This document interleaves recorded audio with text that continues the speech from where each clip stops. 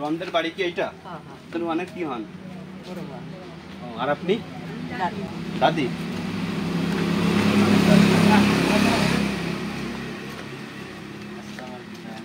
ভালো আছো? কি অবস্থা এখন তোমার চোখে?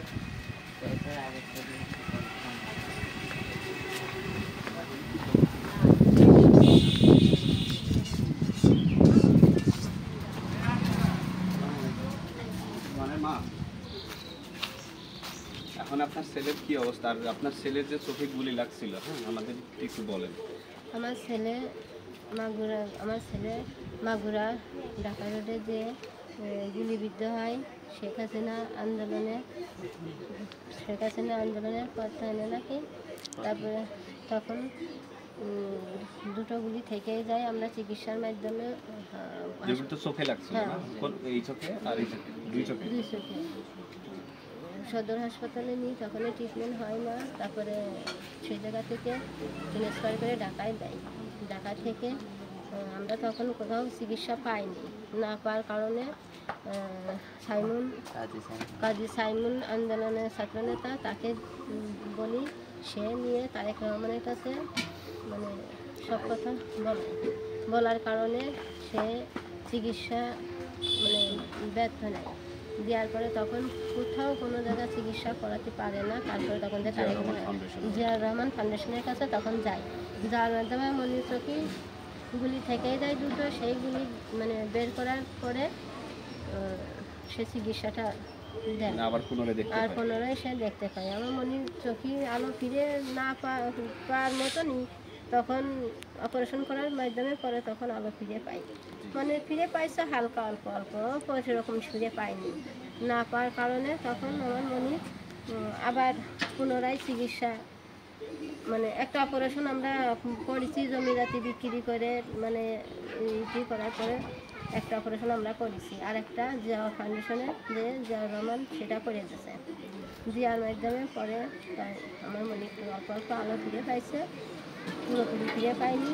আর আপনাদের কাছে আমার একটাই অনুরোধ থাকলো, এখন এই যে বিএনপি আমাদের ভারপ্রাপ্ত চেয়ারম্যান তারেক রহমানের কাছে আপনাদের কি চাওয়া? সে তো আপনাদের পাশে ছিল প্রথম থেকেই, এখনো আছে।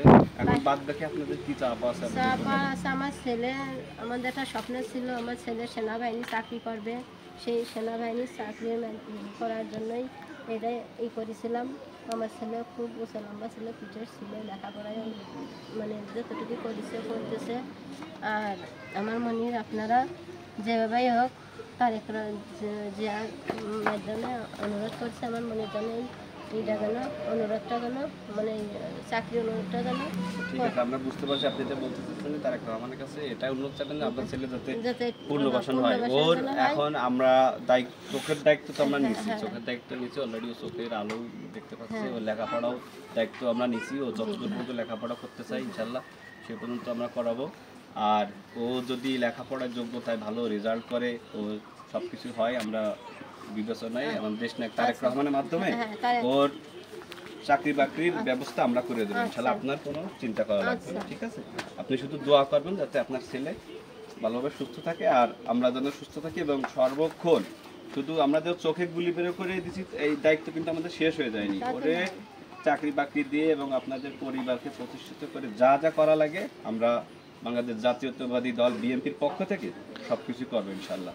শুধু আমাদের জন্য একটু দোয়া করবেন এবং আমাদের দল সামনে নির্বাচনে অংশগ্রহণ করবে যাতে ভোটের মাধ্যমে আপনারা একটু সহযোগিতা করবেন, ঠিক আছে?